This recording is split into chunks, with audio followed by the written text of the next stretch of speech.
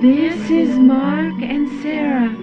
Today we celebrate your holiday, O spirits of the air and of the earth. Please listen to our prayers and grant our wishes. Hello, hello, this is the Doom Show. Richard, Brad, Jeffrey, Nava. It's the Doom Show. Hello, hello, this is the Doom Show. Slashers, giallo, and horror. It's the Doom Show. The cuckoo clock interrupts the show. Doomed Moviethon, death of the old salesman. Sweaty Cameron Mitchell. Hello, hello, this is the Doom Show. Richard, Brad, Jeffrey, Nava. It's the Doom Show. It's the Doomed Show. Doomed Show. Justin Bieber, just in case I Bieber, bring a towel. I'll tell you what, if I ran out into the street right now going, I'm gay, I love men, people would be like, you go, boy. That's a positive affirmation. Good for you. But if I ran out into the street screaming, I'm straight, I love women, they'd be like, huh, what's with this guy? Who does he think he's fooling? I think about that a lot. Oh, you. I blame society. I don't blame myself. No. But I should probably blame myself. I find you blameless. Blameless. Yep. Hello and welcome to Hello, This is the Doom Show. I'm Richard. I'm Brad. Welcome to the show. We owe, everybody. But mostly Brad, because you're here. Before we get started, I want to say something. Won't someone, please, think of the children? Oh, won't somebody please think of the children? Okay, Brad, I'm going to tell you this. We're going to see. We'll see how the feedback, we're going to request feedback at the top of this show. I'm going to ask you this important question. Okay. Do you feel utterly alone right now? Yes. Because we're about to talk about a movie that I think we both enjoy. Absolutely. And I'm going to count on my hand how many people enjoy it. It's 2, you and me. Surely there's more. I was looking to see what Stephen Thrower had to say. I was looking to see what, other critics had to say. It ain't good. Yeah. We are talking about The Sweet House of Horrors, 1989. For those of you who are not sure what this movie is, it's the one with the kids that both sound like Bob from House by the Cemetery. Well, Man, I'm telling you. The Fulci, everybody. So, Brad, you and I have talked about, recent, not too distant past. We talked about a whole slew of Fulci movies. His yellow films, his non-horror films. And we've done, I think, a fine episode on Manhattan Baby. Absolutely. And another episode on good old Enigma. And now we're doing this. Well, yep.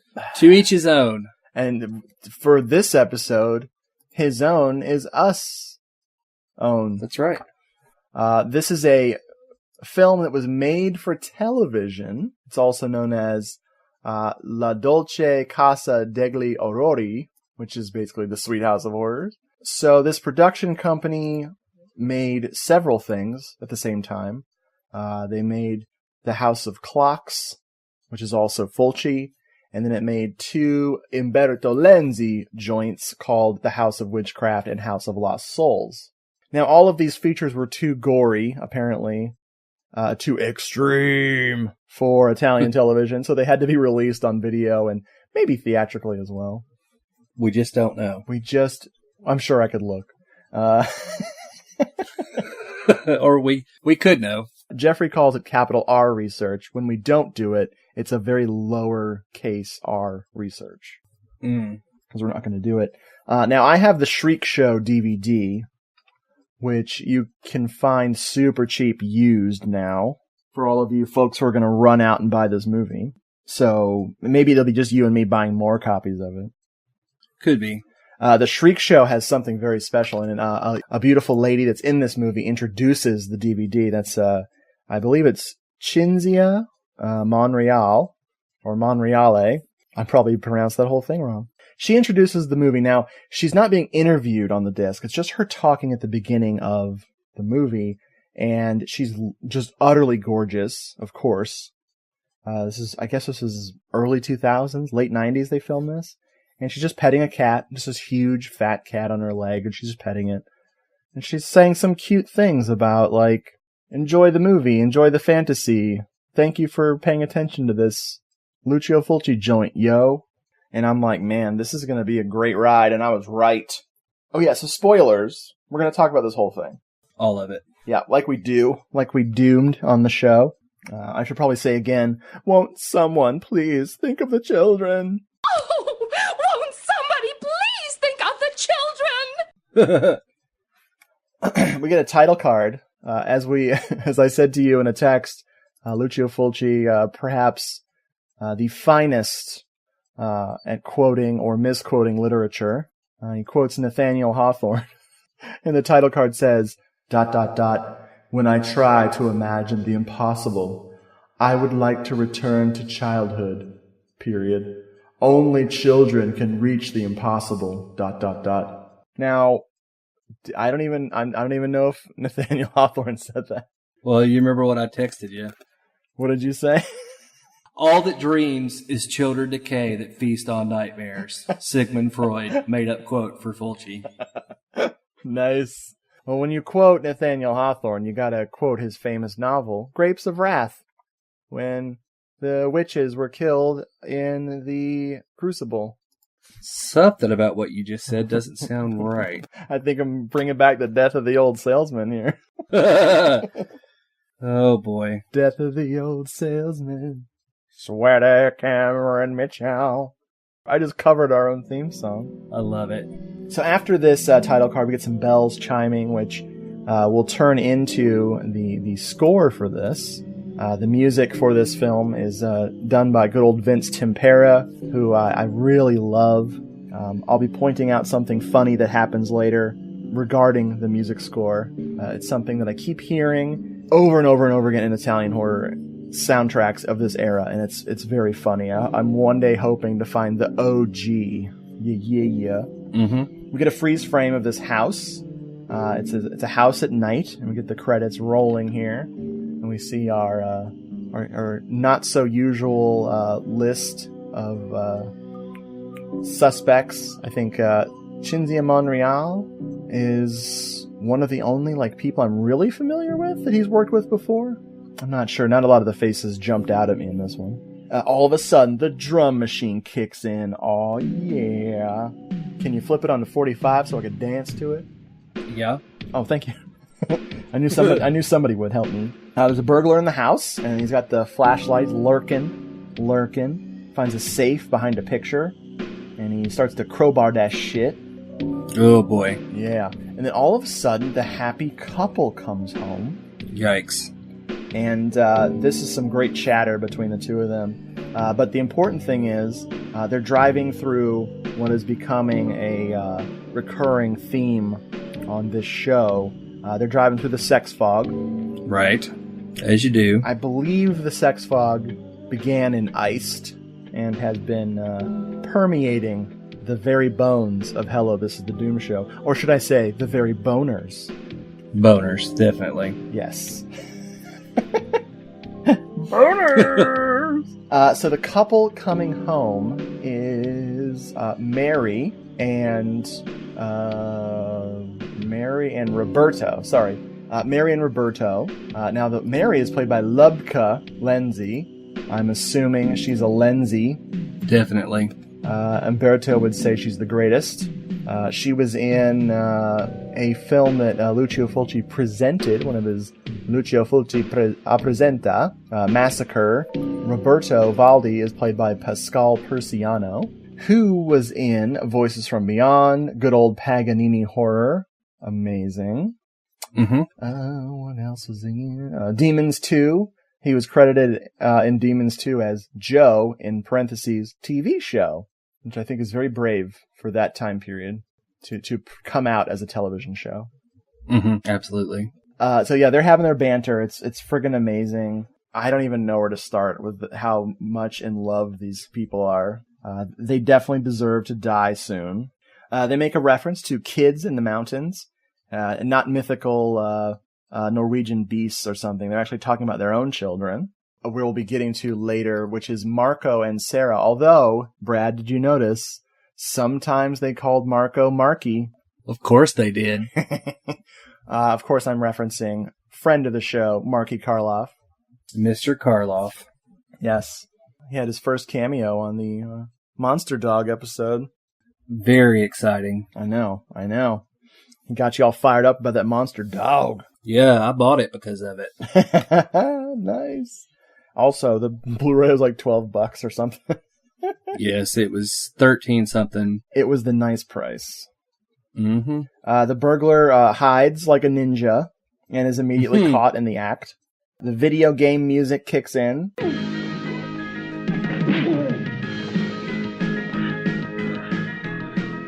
And good old Roberto tries to fight. And it is quite a fight. And by quite, I mean not a fight.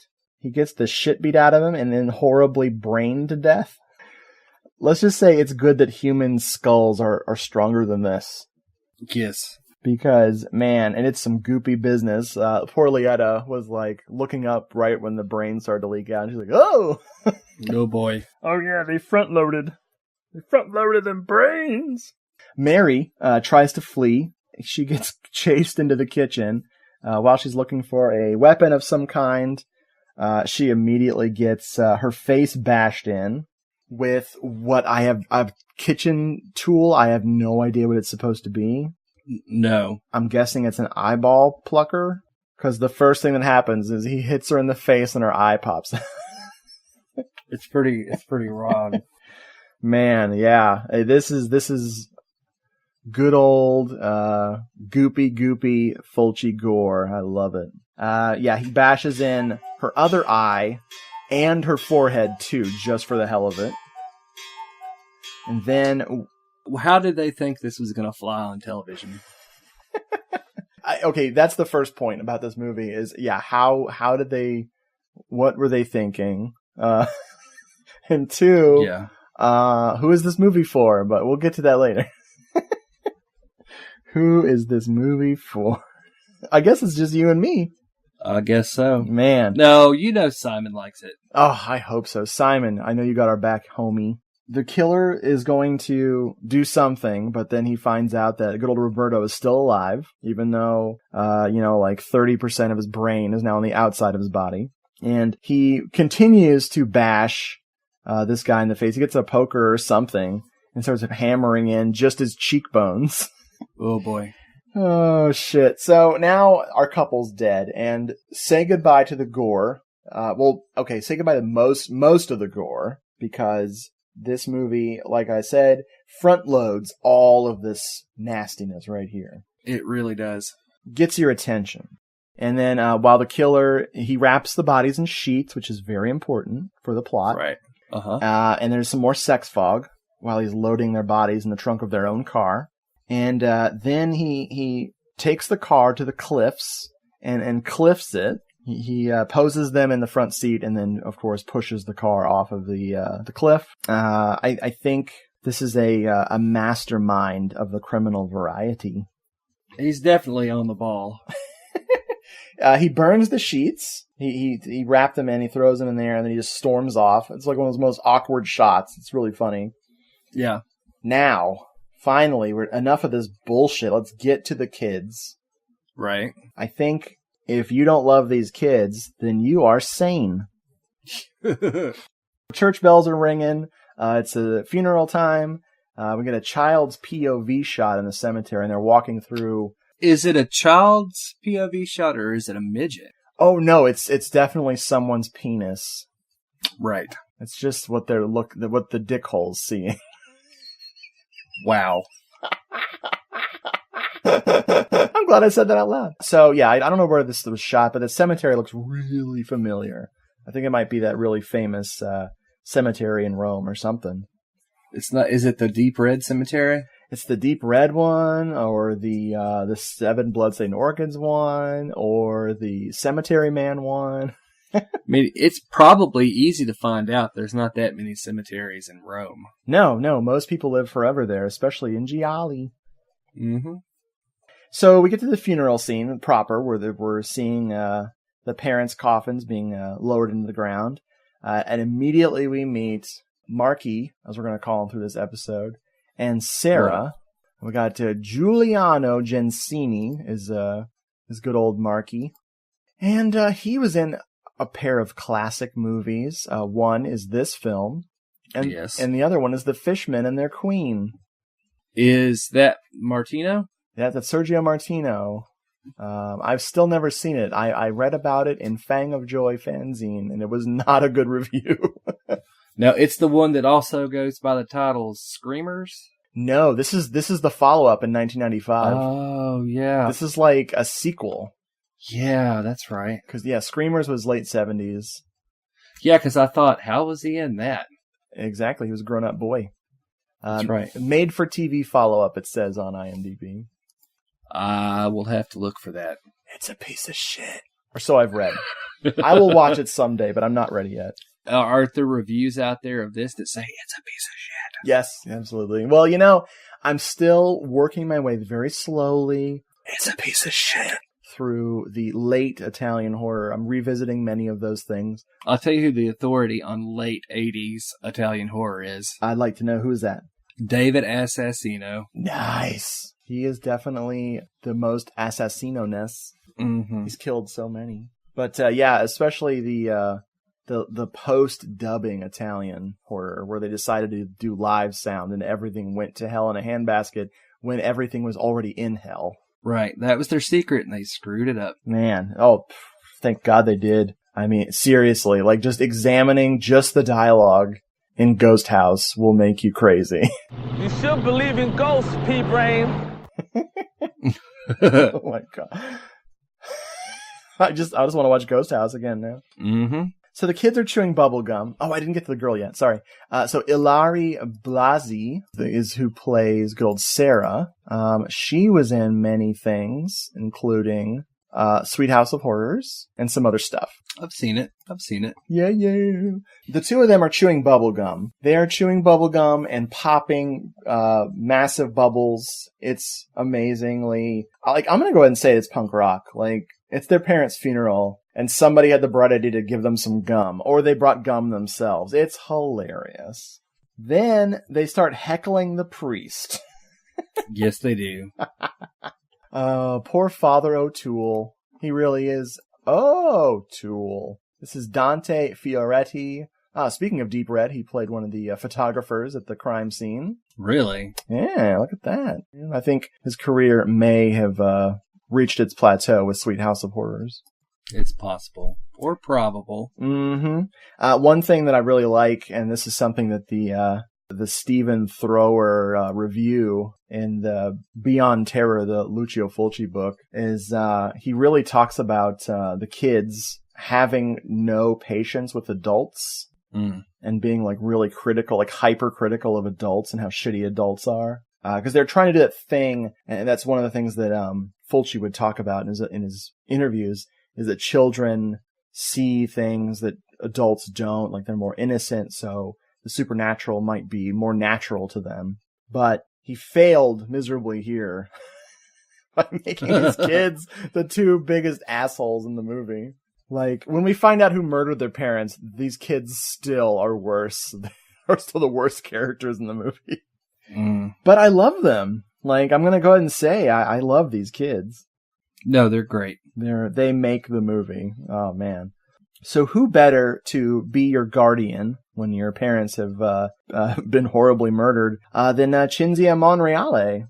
I'm down. Mm-hmm. Okay, here comes the movies, all right? We're talking about Beyond the Darkness. She's in the Fulci Western Silver Saddle. She was also in The Beyond. She was in a movie that we talked about, but she wasn't credited, which was Fulci's post-apocalyptic movie, Gladiators of Rome 2072. Is that what it's called? The New Gladiators, I think, is the American. There you go, New Gladiators. She was in that, an uncredited role there. Those are the main things I know her from. Ooh, she's in a new movie called Dark Signal from 2016. What? I'll check that out. She's still working, y'all. And of course, her husband is Carlo, who's a French man named Jean-Christophe. Oh boy, here we go. Bretignieri. I said it Italian. Bretignieri. Now, this guy should look familiar to some of y'all Italian genre film enthusiasts. He was in Rats, Night of Terror, which I still have not watched. No, sir, nor have I.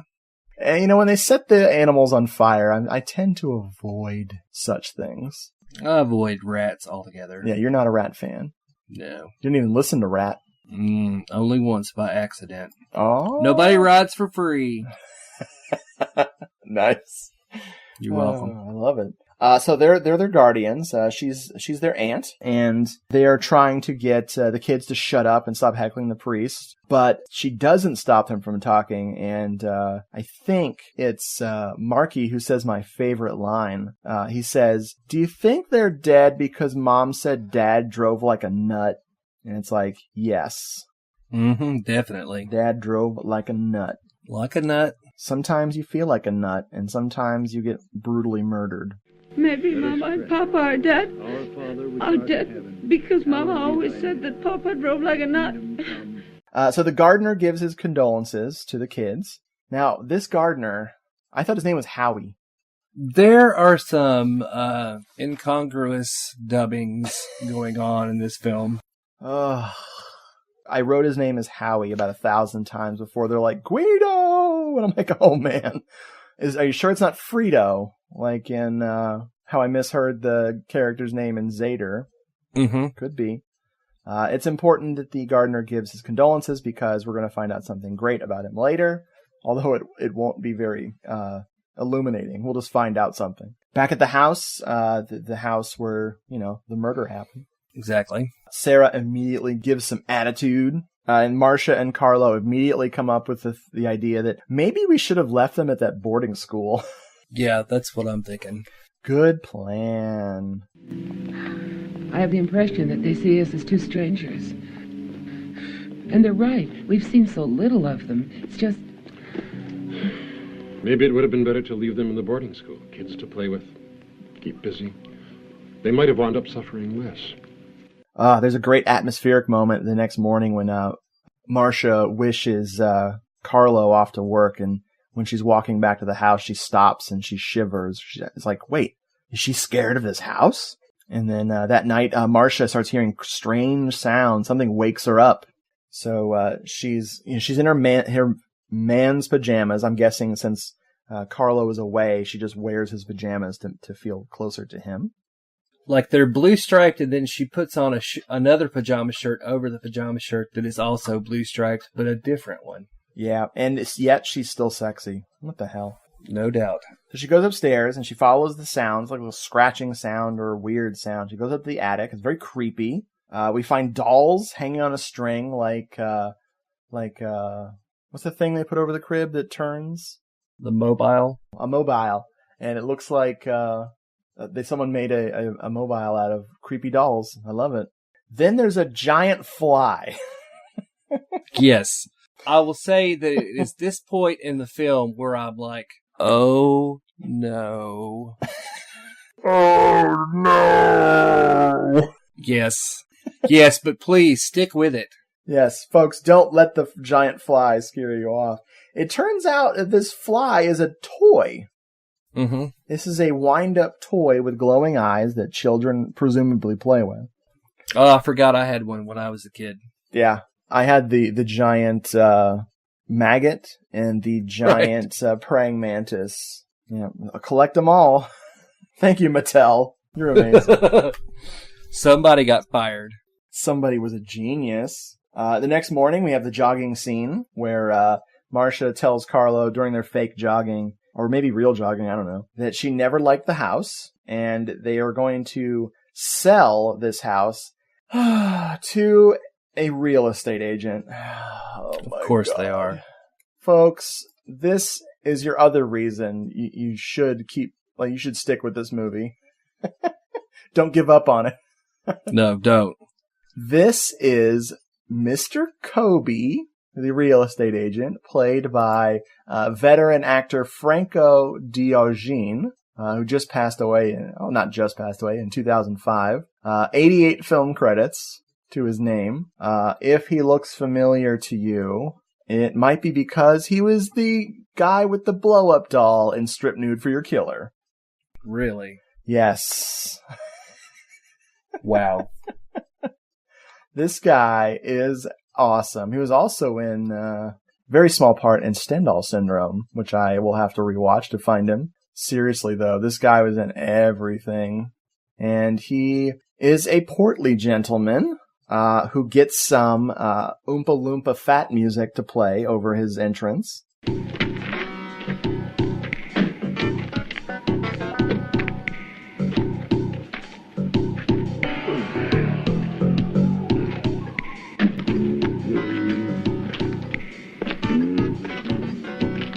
Allman sausage is here. Oh, yuck. Now the kids take one look at Mr. Kobe as he's getting out of his car, and they start singing a little song called Old Man Sausage is Here. Okay. Yes. Now, Brad, that means something different where I come from. Children do not say that. No, that means jail time. No, see, because I thought the man's name was Mr. Sausage, but it turns out they were just... I did. They're bullying just ingrained into your mind.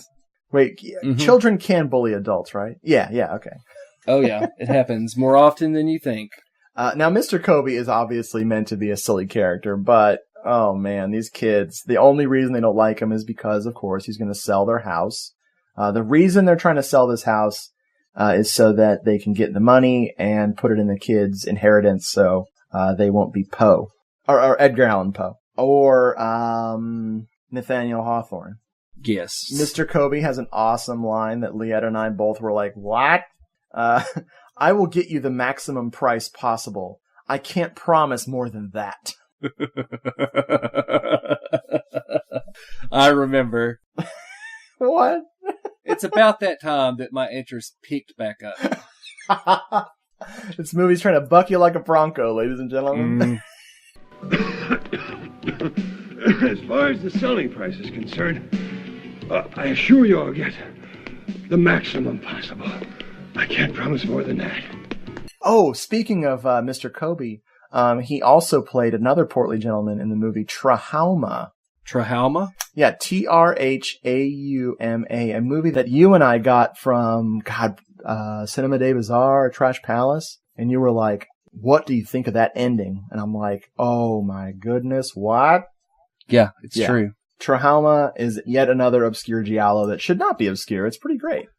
That's Klimovsky, right? You're thinking of trauma spelled normally. Okay. Spoiler alert, I'm going to cut this part out. That's our spoiler conversation.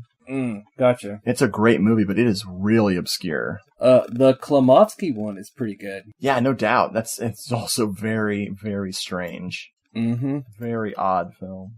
So yeah, there's he played the guy who when he runs into the movie just immediately rips off all his clothes and jumps in the pool. Right. Hilarious. Not because he's fat, but because he is an Olympic swimmer. Exactly. I mean, he's obviously a well-trained athlete. So, Mr. Kobe is struggling to get up the stairs. He wants to check out every room in the house. He's going up to the attic, and that's when the trick stair happens. Now, I pose this question to you, sir. Yes. Do you think that there was something cut from that fall? Because if you look at it, you see the stair. The stair physically moves, impossibly so. You would have to have this built specially for you to kill your relatives. Yeah. But the way that his leg falls into it would have broken it like a compound fracture. Yeah. I really feel like there may have been a compound fracture gore piece cut out here. Maybe it didn't work. Maybe so. Because he's screaming about his leg and screaming about his leg, and I'm like, well, okay. And then later it's wrapped up like in way too much plaster.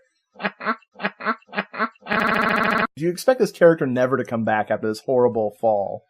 I wouldn't. Goodbye, kids. While they're calling the ambulance to come get him, the kids are singing the Mr. Sausage is Dying song. Yeah, that's not very nice, kids. No, these are the kind of kids I wish I'd been, but I wasn't brave enough. No. I believed in consequences for my actions. I always wanted to break a fat man's leg. Oh, man. I wanted to do it with my teeth. Whoosh. That's something I've been thinking about lately. Right. Oh, man. Oh, you know what I see coming? Yep. News headline. What? Florida man. Yep. Florida man chews on leg. Yep. The return of Florida man. Has he ever really gone away? No. No. I can assure you he is not. He only set fire to one person near my house. True story.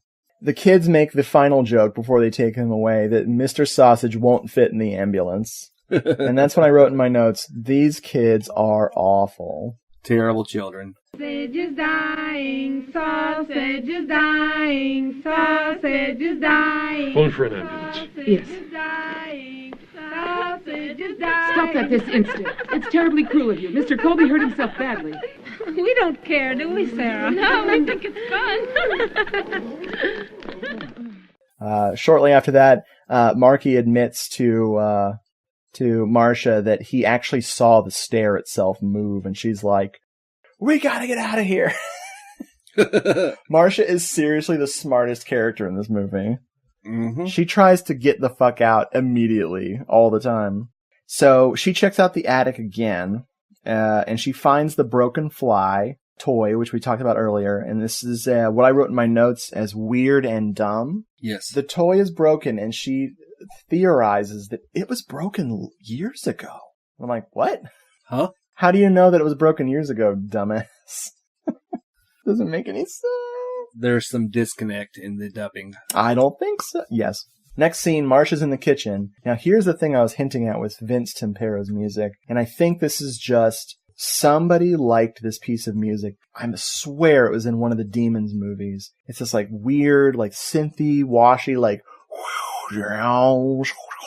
I keep hearing it over and over again. It's the same piece of music that has been used in like 10 frickin' films. There was some reused music in this that I thought I knew from somewhere else. Yeah, and I think the fight scene music sounded familiar as well. So, bam. Bam. It's a TV movie. Who cares? Exactly. No one's ever going to watch this, right, kids? Right.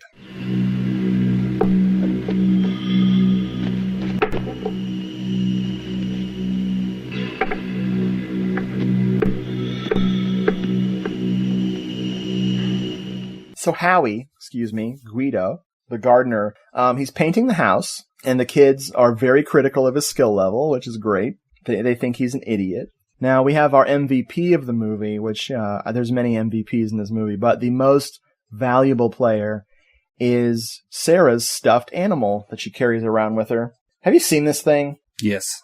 I think, it looks like an American toy. It looks like a Munchie-Chi on steroids or something. Ooh, Munchie-Chi. I know. Leetta had a Munchie-Chi, which that's not a euphemism. She actually had one of those toys. Right. Sorry about that. We did not have a Munchie-Chi, but I am familiar with them. They are weird little things. Imagine them like 4 times bigger, folks.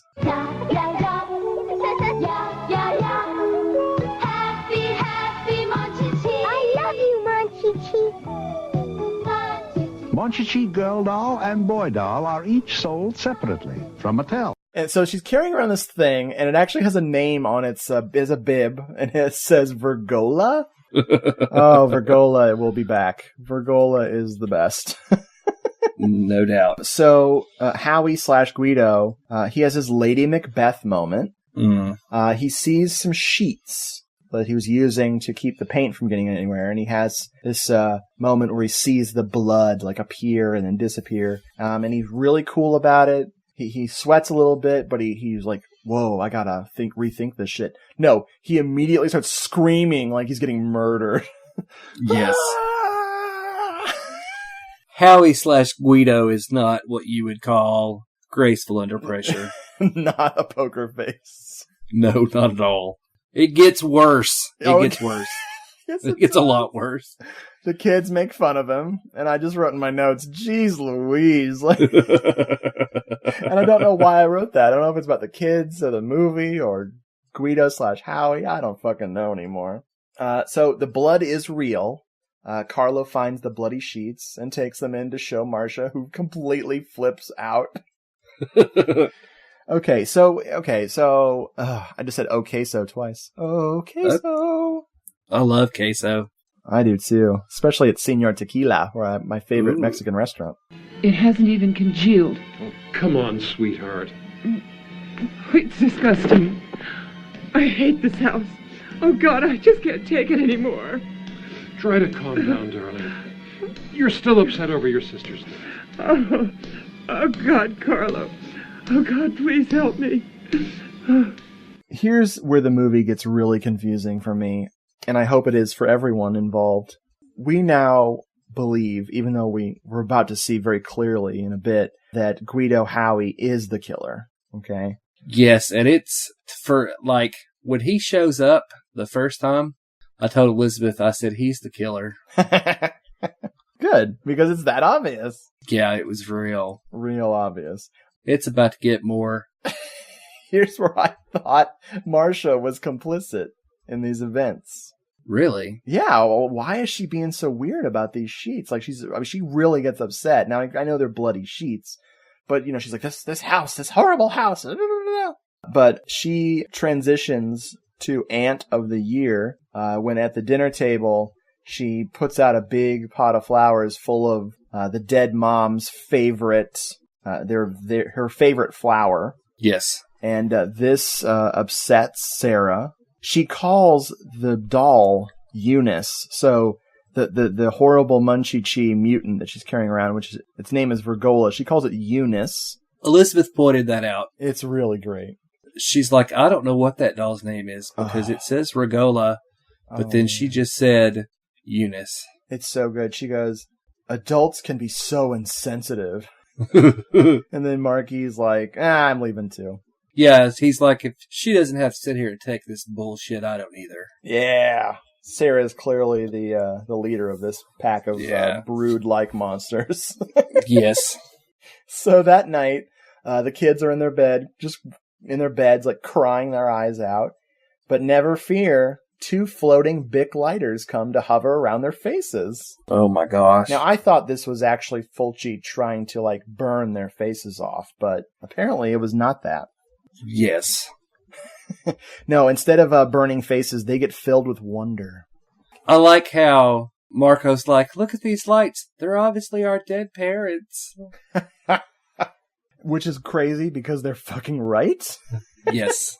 How are these effects, dude? What'd you think about that? Well, I tell you, they were awful and in a great way. Yep. Because you got 2 effects. You got the just obviously superimposed flames in front of a black background, just laid out over the film of the kids looking around in wonder. And then a moment later, we have a totally different, like actually an animated effect where Marky is playing with one of the flames like a ball, like bouncing it around in his hand, which you do not play with your father in ball form. No. But he's dead, so what can they do? I wrote in my notes, this is crazy. This is a bridge too far for Richard Schmidt. No, this is actually the bridge I used to walk towards this film. Right. Cuckoo. Cuckoo. The flames leave and the kids are sad, and I wrote ha ha ha ha ha ha in my notes. Sarah's like, I'm going to sleep. He's like, I'll wake you up if they come back. Yep. And then the next morning she's giving him shit for falling asleep. Yeah. I didn't fall asleep. They're even shitty to each other. Mm-hmm. Those little flames are liars. They never came back. I waited for them all night long. You just woke up 2 or 3 minutes ago. Well, I may have dropped off for a second. I'm not lying to you. I wouldn't do that. You still think they'll come back? Why don't we try calling them? How do you mean? I don't imagine you can just dial. Then we'll never see them again, is that it? It's okay, I know. They're here right now. So Guido Howie, the next day, tells Carlo that he isn't feeling well and quits. Mm-hmm. Like you do. When Carlo tries to give Howie Guido a check, he goes to grab the check from Carlo, and then he freezes and has not spontaneous combustion, but spontaneous exsanguination? Yes. On his head. We hear a crunching sound, and then he starts bleeding from his cheeks. And not his butt cheeks this time. Not this time. That's why he killed the parents, because of his shame. The shame. He's a butt cheek bleeder. Oh my gosh, the worst kind. Or the best. I've heard it both ways. We have a flashback to the murder because, hey, stock footage of the movie we're watching. And we get, not only do we get the murder replayed again, but we get to see an extended scene of the murder with Guido Howie just lifting up his mask and having all kinds of fun with the parents. It's very odd because when it happens at the beginning of the film, you're presented with it like that's what happened. And now the flashback is like the truer of the two. But she pulls his mask off and she's like, Guido, why? I won't tell anyone. Please let us live. And he's like, no, you've seen my face. I have to murder you. Yeah. Yeah. And then after this is happening, Carlo's like, what's wrong? What's wrong? And this is the most psychotic thing ever. Guido Howie is storming out of the house, screaming at the top of his lungs, I've got to murder you too! And it's like, wait, who's he talking to? Like, Carlo's like, what the fuck just happened? Yeah, but he's really not that... He does not put two and two together. No, this is fine. There's no, like, I wonder if he's talking about the two people... What? Huh? Which I guess since Guido Howie covered his tracks so well with the car crash... Oh, man. Maybe he just doesn't put it together. Well, I heard that Roberto drives like a nut, so... Man, telling you. Guido Howie, he storms off out of the house. We see some rocks that got all bloody the night of the murder. Mm-hmm. Okay? And now they're glowing red, like wow, wow, wow. Magic. That will be important later. Uh-huh. And I mean hilariously important later. But right now, Guido Howie has to go on walkabout because he's Australian. He has some crazy vision. And I actually really like this scene, especially when the dog truck attacks him. Uh-huh, yeah. And he screams, and there's a growling of a dog, and we see this dog leaping through the air at him, but it's actually like a semi. Oh, honk, honk, honk. If you're thinking about it, which you shouldn't, you're like, okay, so he thinks it's a dog coming at him, but it's really a truck. The ghosts pretended to be a dog. Yep. To cover up for the truck. You shouldn't think about it. Brad, you did good. You did just real go with good it. right there. That was hot. Thank you.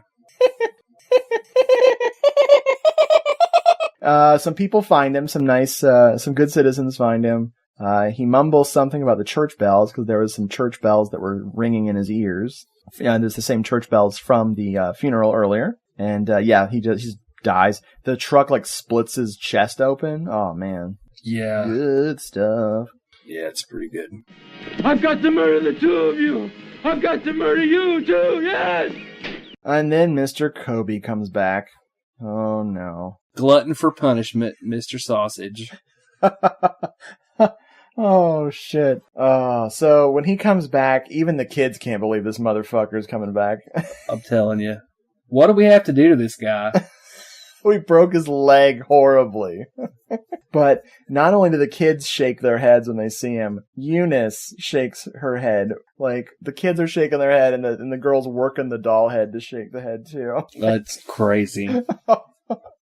Oh, man, I love it. I love it. It's so good.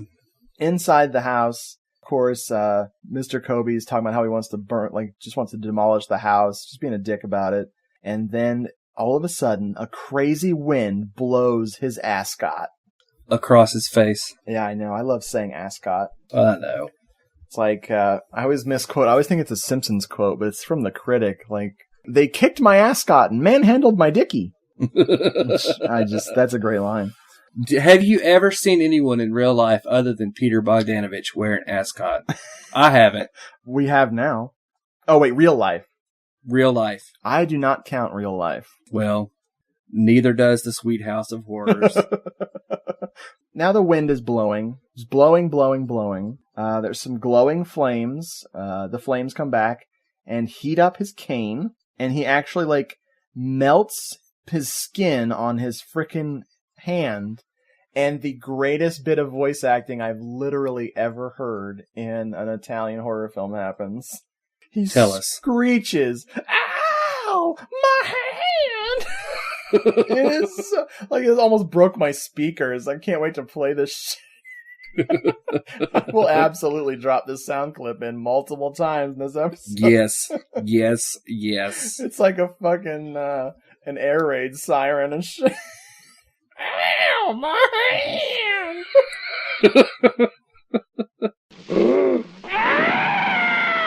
Jacoby, what's the matter?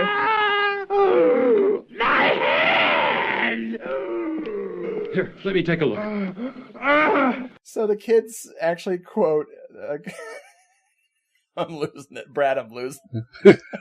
Jacoby, what's the matter? My hand! Flames don't like fat, ugly men who do bad things to them. Yeah, it's What? true. What did this poor bastard do to the flames? Oh my gosh. So I don't know if it was the incident with the the ascot getting blown, or maybe the man having a fucking 3rd-degree burn from his cane, but Marcia has had enough. Had enough. And she wants to leave again.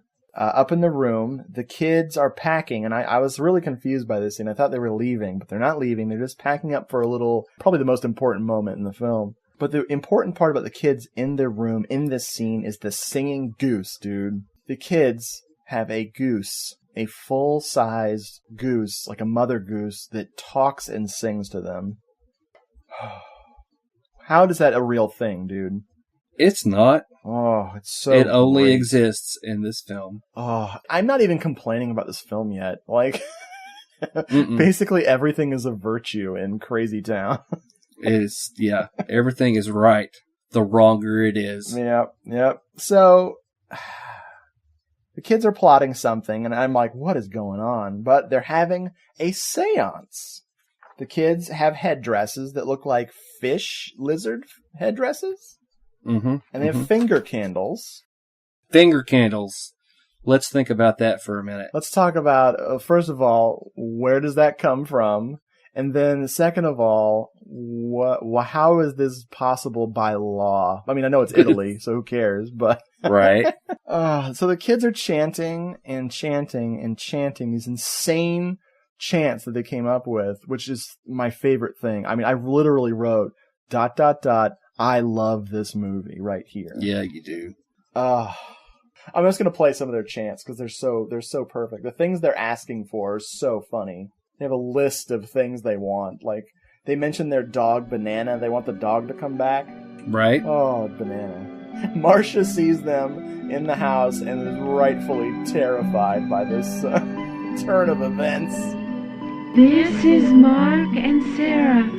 Today we celebrate your holiday, O spirits of the air and of the earth.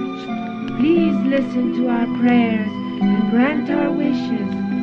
Listen to us, spirits of the air and of the earth. Listen to us and grant our wishes. May these candles that are burning our hands, that are burning them terribly, serve to let us see soon again our mama, our papa, our grandparents, Uncle Joe who died last August, and if you can manage it, our little dog Bananas. So the kids go outside, and this time Marcia and Carlo are just standing at the doorway, and Marcia fucking explains what they're doing. Right. Like Marcia knows. She knows. It's getting hot in here. Love it. The flames return and then guide the kids upstairs. They go back in the house. Carlo and Marcia are still watching, and I'm laughing my head off because they've watched them go out. They watch them come back, and they're watching them go up the stairs. This time they can see the flames, I think, right? I don't have any idea. It's really confusing. So then they try to follow them, but then the flame wall happens. And so the kids go upstairs, back to the attic. They take off their headdresses, and I wrote in my notes, oh my God, Marky looks like a young Lindsay Lohan. Wow. Like Disney era shit. Yeah. And I was like, man, he's going to grow up to be one sexy prostitute. That's right. Things are not going to go well for him. No, it's Lindsay. So they're blinded by a bright, crazy light. And the kids are locked in the attic. And Carlo tries to rescue them by breaking down the door with a pickaxe. And I wrote, right. What?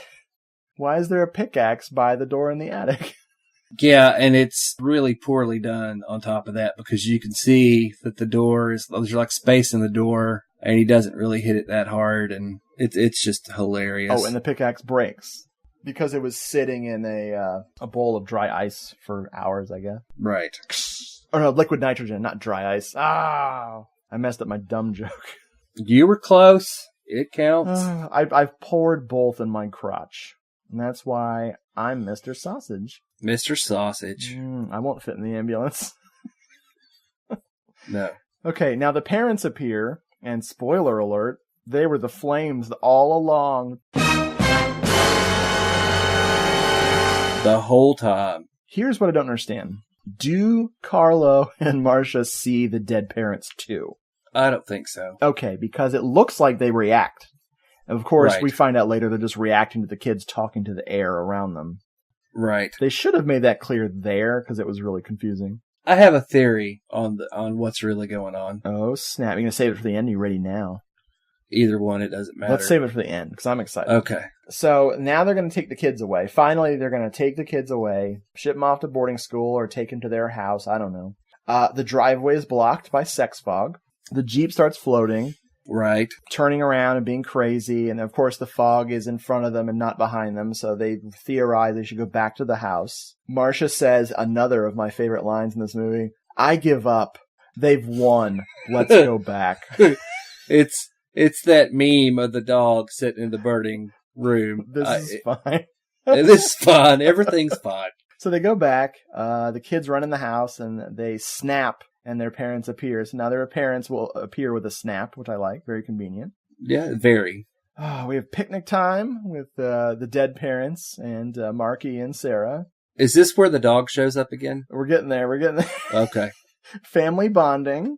Oh, and actually, it's my next note. And then there's slow motion running with the parents. Yeah. And there's Banana. There's Banana. The fucking dog came back. The dog that was not established except during their little prayer. Exactly. Now, this is the part where I asked Elizabeth, I'm like, how is she holding Banana? And Elizabeth's like, the dog was dead. That's how she can hold it. She's like, are you even paying attention? And I'm like, I thought I was. Brad, I can assure you were. Yeah. Elizabeth's like, are you not following this film? This children's film? Yes. So Carlo thinks the kids are insane because, of course... They're acting it. Yeah, this is it. They're talking to trees, they're talking to the freaking air and everything. So we've established that no, they cannot see the parents. And it's time to call in the medium. Or, as Wikipedia calls him, an arrogant caped spirit challenger. He doesn't even have a name. Why can't that be his credit? I don't know. This is Vernon Dobchev as the Exorcist. Alexander Vernon Dobchev. Ooh, properly credited. Now, this guy, or obviously he's the spirit catcher? Spirit breaker? Spirit challenger. That's what Wikipedia says. Are you ready for this, dude? Yes. Vernon Dobchev. IMDb. 353 credits in television and film. So this guy started his career in 1963 as a television actor. He is a French man. Mm-hmm. And this is insane. I can't even believe it. I'm like scrolling through this. Like I can't even. I'm going to just sort by genre. Let's see if he's done some horror. Holy shit, on a brick. Apparently he was in the Sidney Lumet's Murder on the Orient Express. Really? Yeah. I'll have to look for our spirit challenger in that.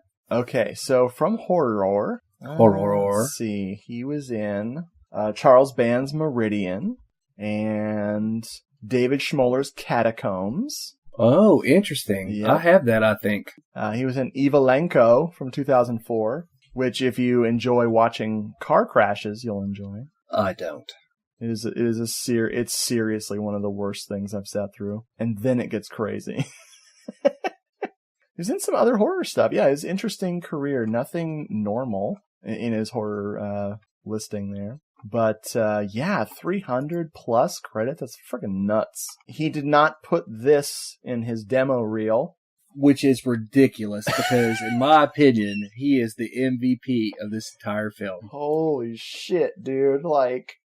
Obviously he's going to bring a seance, so I like him.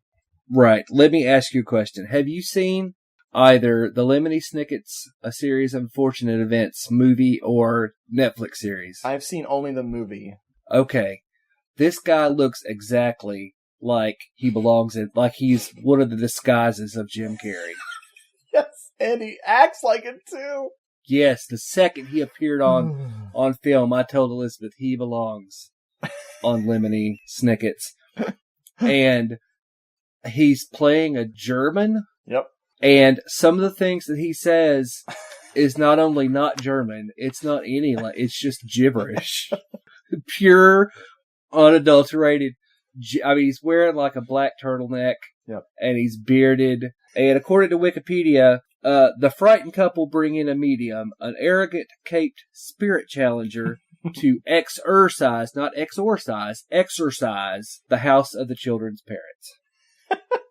This sequence with him is kind of like, it's sort of like the film equivalent of locking your keys in your car with it running.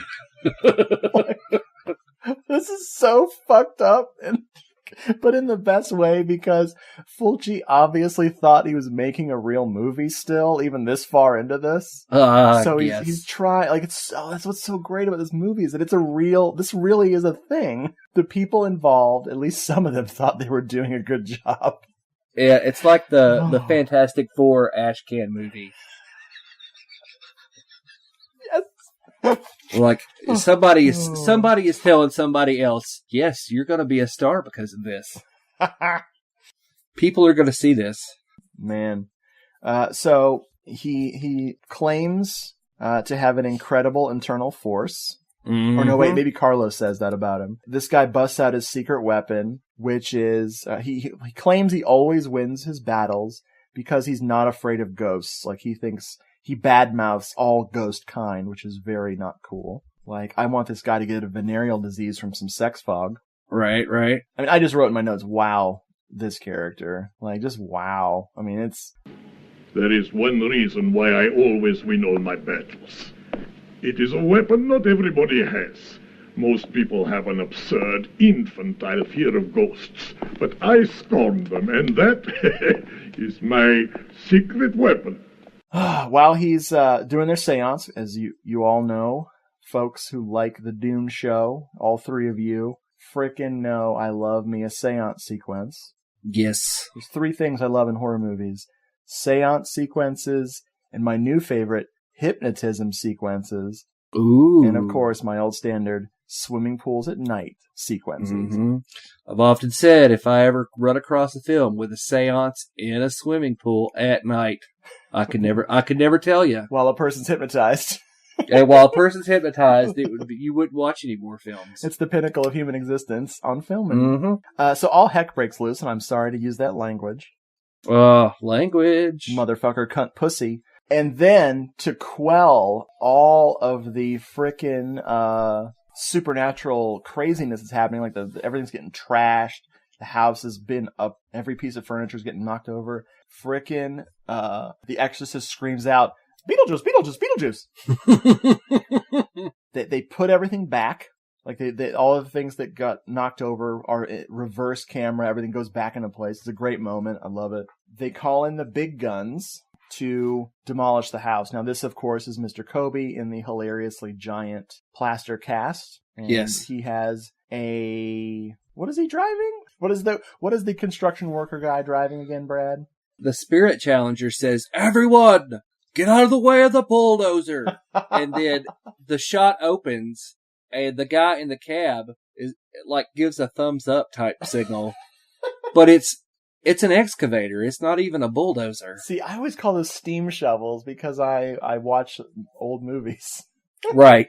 Well, I mean, it's the same. It's got a claw bucket on the front. Yeah. An excavator runs on tracks. Now, if it had wheels, it would be a backhoe. There you go. Man, thank you. Now, I've learned something. I definitely did not catch the get out of the way of the bulldozer. And he screams it. You texted me that.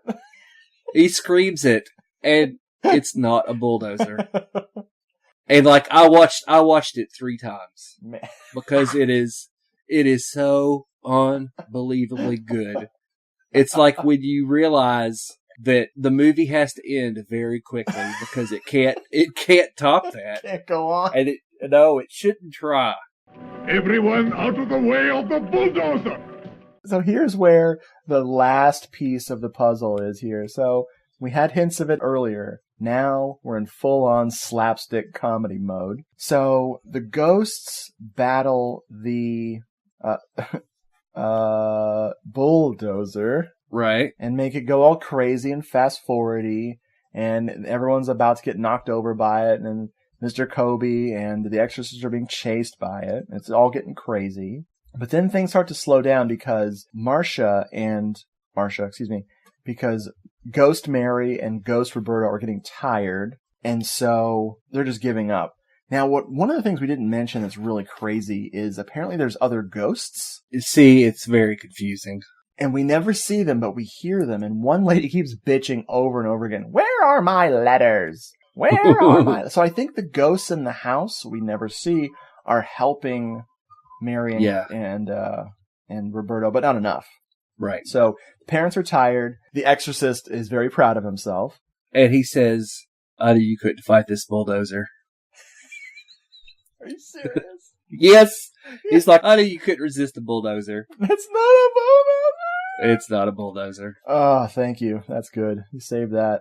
All seems lost, and the parents have disappeared. The kids are crying because the parents are gone. But then they notice the glowing rocks on the floor that, they're bloody rocks. Marky and Sarah pick up these rocks and like kiss them or whatever and put them in their pocket. And the exorcist is like, I'm doing it in Russian, of course. What have you got in your pockets, little boy?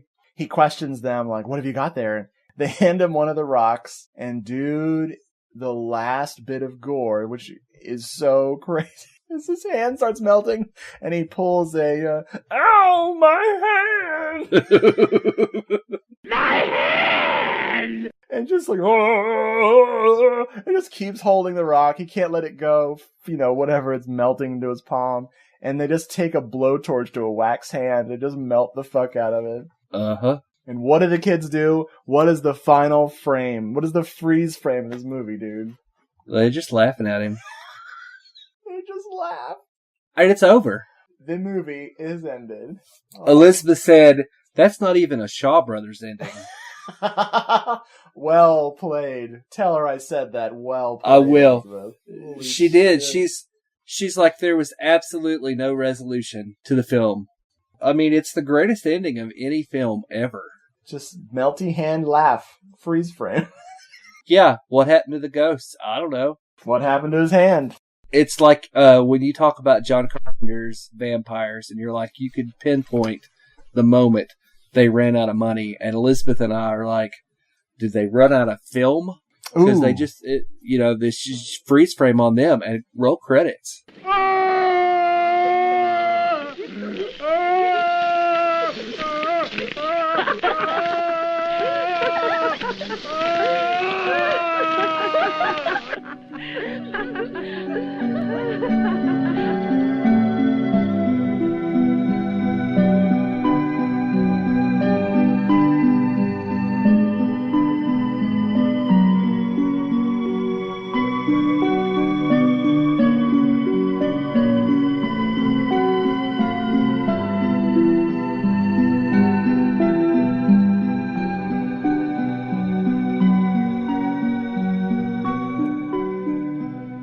just thought of the sequel, of what this film's secret sequel is. What is it? It's Garden State. Blah, blah, blah, blah, blah, blah.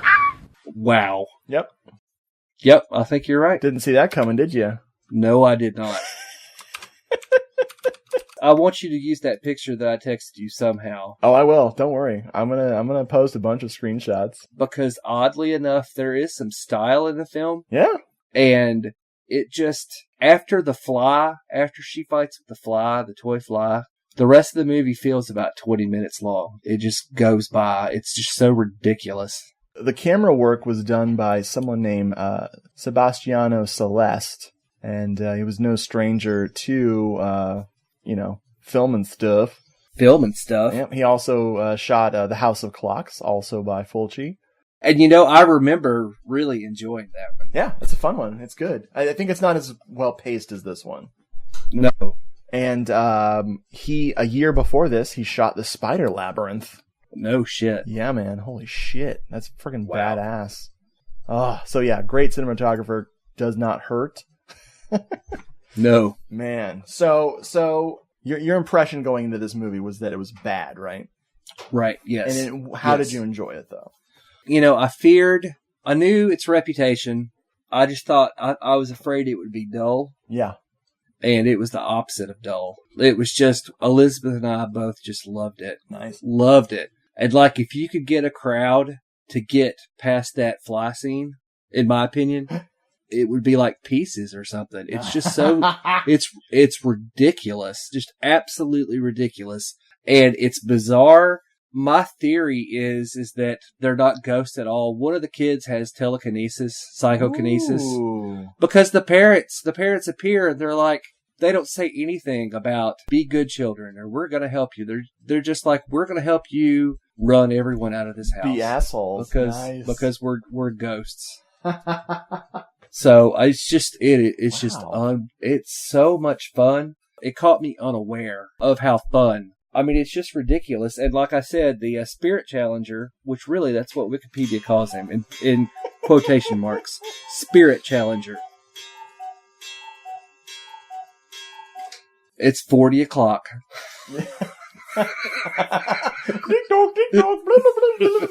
Clock. When he shows up, it's just, it amps the movie up from like a 7 to like a 10.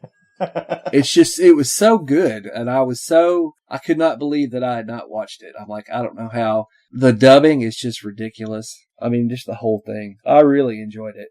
Awesome. Yeah, I went into this movie with bottom of the barrel or less than bottom of the barrel expectations back in the day when I first got the Shriek Show DVD. I might have rented it from Netflix or something. And so I went into it kind of wincing, like I was scared to push play. But I really enjoyed House of Clocks. So I was like, man, this it's okay. It's Fulci. It's late Fulci, but it's also a pair of TV movies. And I really liked House of Clocks. Here we go. And I was like, What is everyone's problem with this movie? This is great. It's unbelievably good. You got Cinzia Monreal being awesome, being scared, delivering some Beyond-esque screams and creepitude moments. I just like to pretend that she's just Emily in this movie again.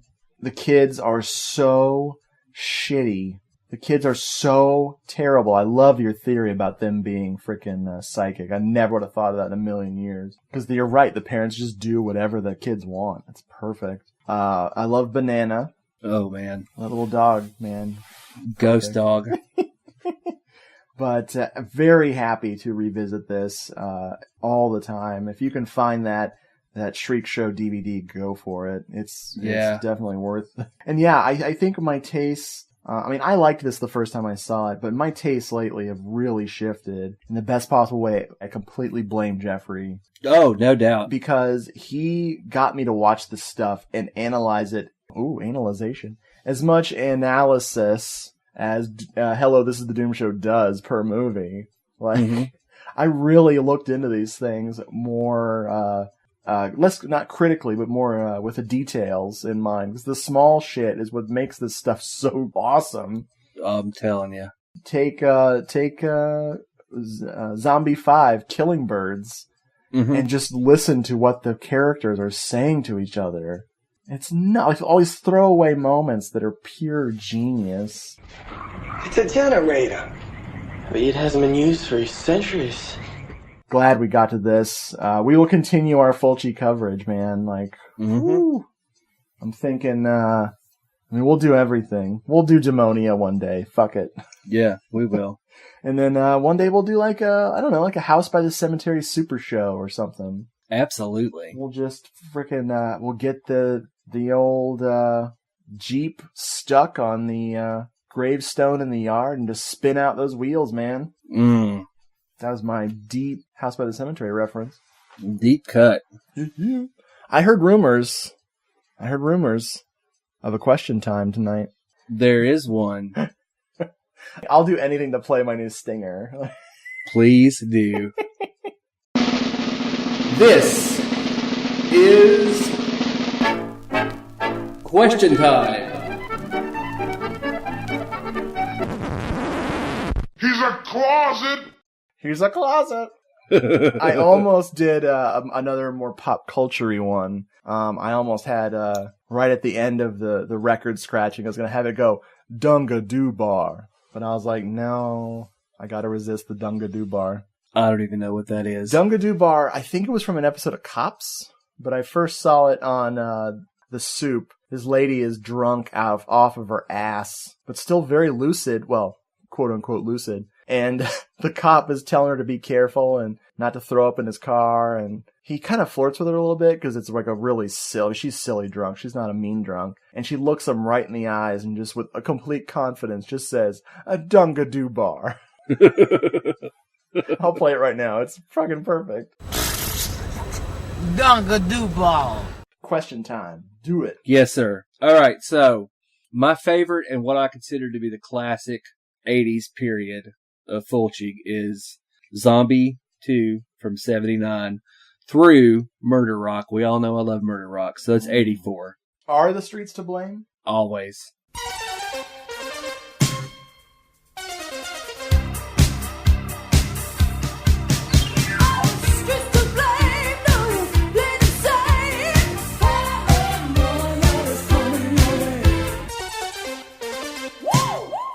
Always. From 86 through the end of his life, he did The Devil's Honey, Enigma, Sodomist Ghost, Touch of Death, Zombie 3, The House of Clocks, Sweet House of Horrors, A Cat in the Brain, Demonia, Voices from Beyond, and Door to Silence.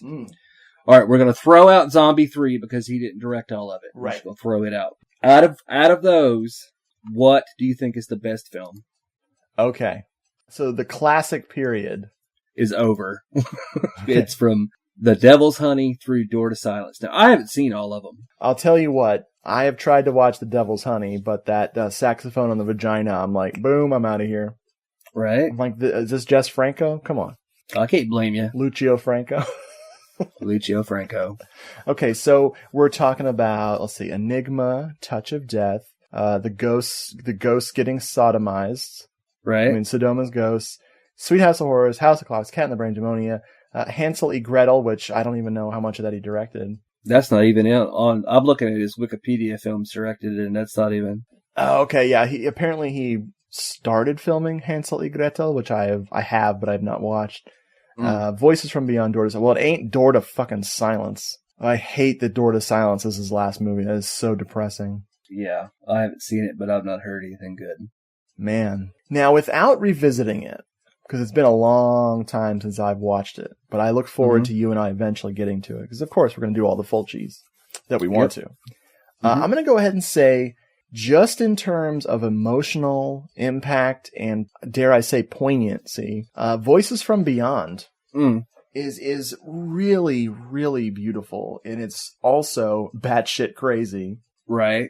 It's him trying to make a statement about death and people dealing with grief and the afterlife and all its like somewhat important stuff, then with a lot of pointless gore thrown in at the last moment, and also just the main character rotting away. It's so good. Interesting note. You sent me that, and that is when one of my DVD players quit. So I've not seen all of it. I started it. Yeah. Yeah, I had to rebuy it, and then I was like, Can I send you another copy? And I think I sent you, I bought like 2 DVDs and sent you one of them. Mm-hmm. So there you go. I thought that's what you might say. Yeah, I think Sweet House of Horrors would be a runner-up. That's mine. I'm really, really, really excited, with the word really being said too many times in that sentence, to revisit Demonia. I think I harshed on that movie too much. I even said, like, I just said like I hated it. And now I'm like, wait, wasn't it good though? Yeah.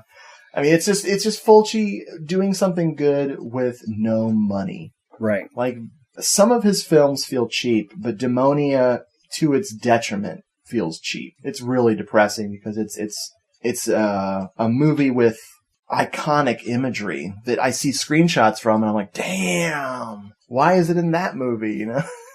Yeah. But only because of the budget. Right. Well, I think that he made some great horror in his time, obviously. Oh, yeah. But Sweet House of Horrors, like I said, when the Spirit Challenger shows up, it just kicks it into another level. He is just so over the top. He's like, he tells the ghosts, I knew you couldn't resist the bulldozer. But what ghost can? Well, that's true. Because, I mean, he's obviously riffing on a little bit of Beetlejuice, maybe. That's exactly why I thought of the Beetlejuice. It's like this cast of characters. Like, where did they find this guy? Did they even say? He just shows up. They're like, oh, we're going to have the Spirit Challenger come over, and there he is. Yeah, because, well, I think Carlo had heard of him, and he talked about his powers or whatever. He says he has an incredible internal force. And he did. Yeah, well, Beetlejuice came out a year before this, but that doesn't necessarily explain everything. No, not necessarily. No, this is just, oh man, it's something else. It really is. It's the very definition of something. Oh, man. Folks, thanks for listening. We are so sorry we did a show on a movie that none of you will watch. Shh. Except Simon. But you should. You should. Oh, come on. Jeffrey likes this movie. I bet you he does. I bet he does. Bye, folks. Good night. Hello, This is the Doom Show is a proud member of the Legion Podcast Network. Please check out the other shows at legionpodcasts.com. If you want more of Hello, This is the Doom Show, check out doomedmoviethon.com or hellodoomedshow.podomatic.com. You can also follow us on Twitter at doomedmoviethon or email the show doomedmoviethon@gmail.com. We're also in the air. Look up.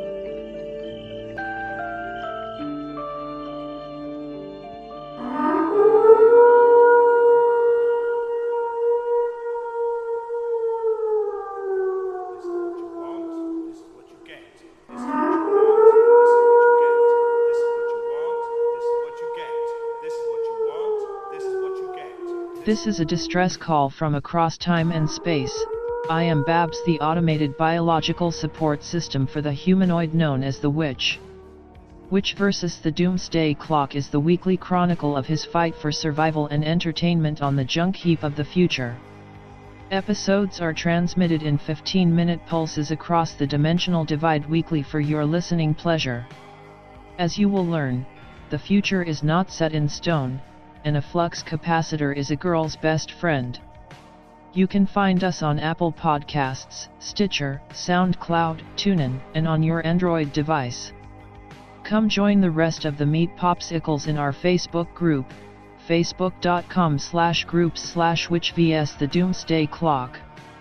The replicant known as Witch can be found on Twitter, Facebook, Tumblr and Instagram by searching for THEWYCH. The Witch vs. the Doomsday Clock is a proud member of the Legion Podcast Network. Now in the words of Lord Humongous. Just walk away, and there will be an end to the horror.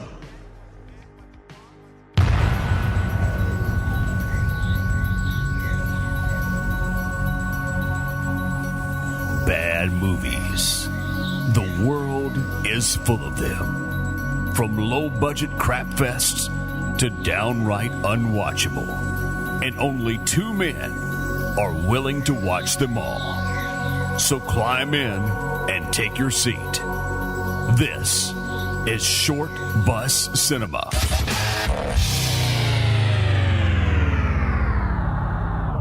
Let's do it. Hey everyone, this is Johnny Krug from Kruger Nation. And this is Rick Morgan from the Helming Power Hour. We have decided to team up and take you where no one has gone before. We're on a quest to find the world's worst movie, and we're doing it on the bus. Driving through cult classics in every genre to find the holy grail of bad movies. So if you're looking for something different and more fun than you can stand, then climb on in. Short Bus Cinema is a proud member of Legion Podcasts. That's right, yo! Short Bus Cinema. We love to watch the movies you hate. Did you ever see a film at such a young age it left you traumatized with cinematic wounds? Necrophilia. It's a dead issue, man. Don't push it. Cinema Psyops is a weekly podcast documenting an ongoing experiment on the mind of an unwilling test subject. No one should have to watch this movie. Oh, no one should have to watch this? No one should have to watch this movie. Surprisingly, it's not a topic that a lot of people really want to tackle. I'm shocked, prudes. I know, really. Right? It's the next sexual frontier that no one wants to explore. I am, in the most sincerest of senses, disappointed in you. It takes a powerful goddess like Connie, jam her arm down the monster's throat and kill it. Oh, I'm still tripping out over that. Even as a kid, I was like, I gotta find a girl like that. Every week, I get a new look of disappointment that I never thought I could get out of her. Unimaginable. At 12 years old, you should not be watching this movie. Obviously. At 13, you should not be. 14, you shouldn't be. I'm not entirely sure even 17-year-olds should be watching this. Just because you're offended by something doesn't mean that you have the right to demand that it doesn't exist. Watching this film again, I had all of this like little nerd glee with everything that kept little popping history up. doll popping up absolutely. at you. So I totally loved this film. Hey, I know why you couldn't see that. It's because your brain's warped from watching this shit at 12 years old. Yeah, this is a rough movie. I told you ahead of time when we were getting ready to do it that it was. How gonna be did a you rough watch one. this shit at 12? Because physical wounds heal, cinematic ones don't. Listen to Cinema Psyops